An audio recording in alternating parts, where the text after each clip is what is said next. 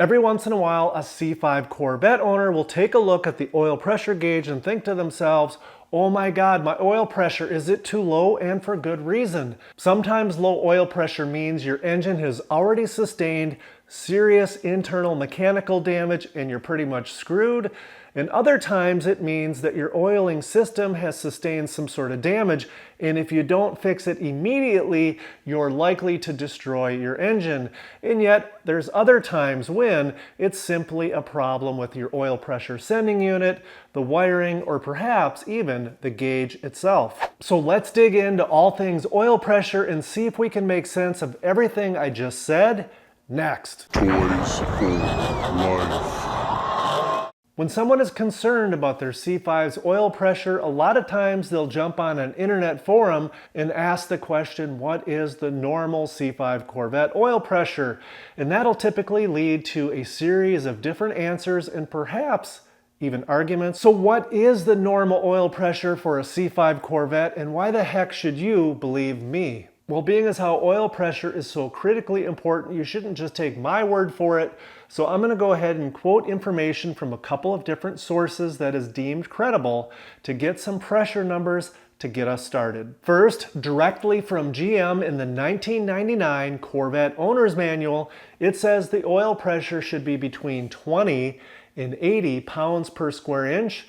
And sometimes if it's hot outside and it's been idling for a long time, it could be as low as 6 pounds per square inch at idle. That is quite the range. Well, maybe that was just a printing error, so let's fast forward 4 years and take a look at the 2003 Chevrolet Corvette Owner's Manual, where it, oh my, it essentially says the exact same thing. All right, let's take a look at another source. It's a service manual that I have for the 2004 Corvette, and I think these numbers are a bit more useful. They're more useful because they specify that it's a minimum number.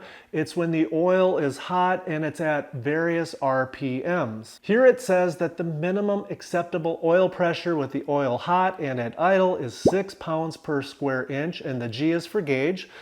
And then it says the minimum is 18 pounds per square inch gauge at 2,000 RPMs and 24 pounds per square inch gauge at 4,000 RPMs. And again, PSIG just means pounds per square inch on the gauge, so don't let that distract you.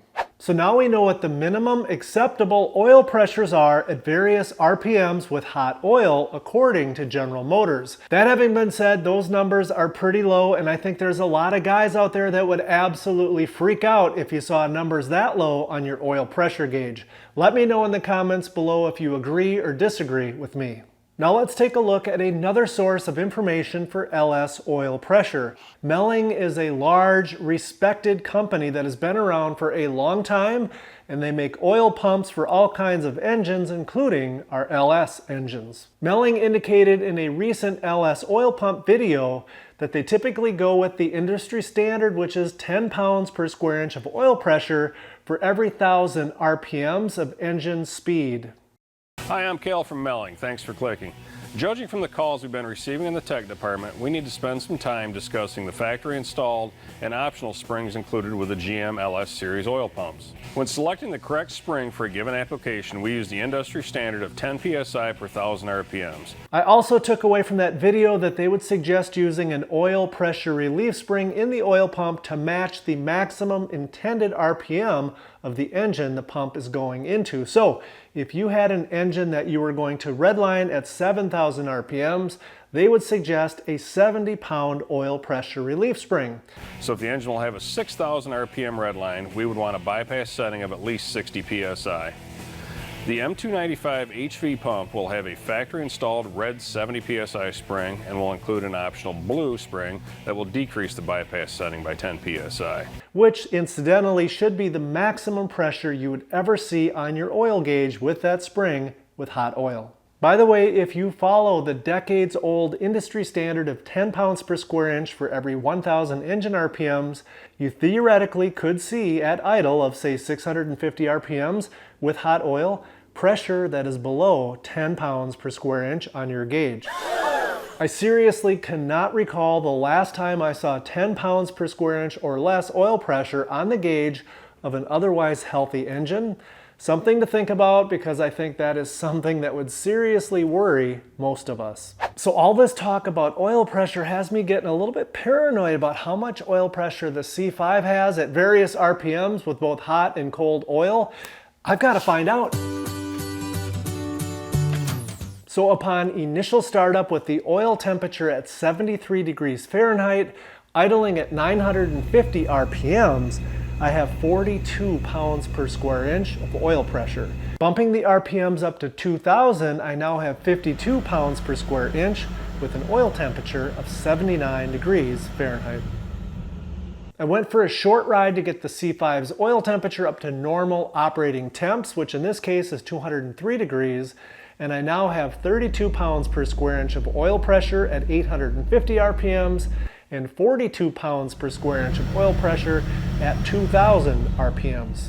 As an interesting comparison, I was recently checking out a 2004 C5 Z06 with 55,000 miles for a friend, and at oil temperatures of 221 degrees, the gauge registered 49 pounds per square inch at only 1700 RPMs, which is absolutely fantastic. And lastly, just for fun, I checked out the oil pressure on my C6 with an LS2 engine, and at 198 degrees, 650 RPMs idle, it had oil pressure of 31 pounds per square inch. So at the end of the day, I'm happy with all of these oil pressure numbers. They seem consistent with all of the various C5s and C6s I've driven in recent memory. If you disagree and you typically see materially different oil pressure numbers in the C5s or C6s that you drive, let us know in the comments below, because I think it's really good reference information for us all to have. So what do you do if all of a sudden you have really high or really low oil pressure? Well, if it's really high, say around 80 pounds per square inch, and it's pegged, typically that means you've got a bad oil pressure sensor sending unit, and most likely you'll be okay driving it, but I highly suggest you fix it ASAP. If your oil pressure gauge is indicating really low, especially if it happens all of a sudden, you will have to decide for yourself how much risk of completely destroying your engine you're willing to take if you continue to drive it. In my family, everybody knows that if you're driving one of our cars and the oil pressure drops to low or no oil pressure, you need to shut it off immediately and call me. My wife and kids all know that a low oil pressure situation is in fact an engine emergency that can quickly cause catastrophic and expensive engine damage if it's ignored.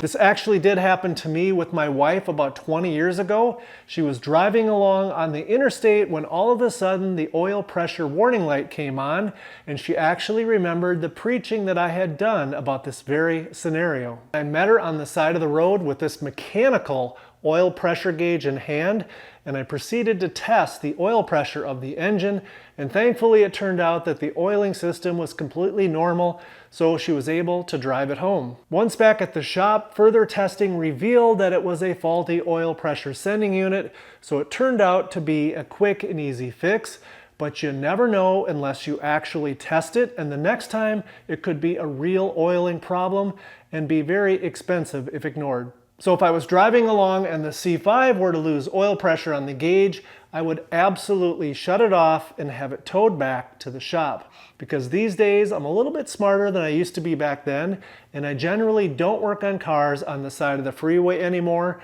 where bad things have been known to happen.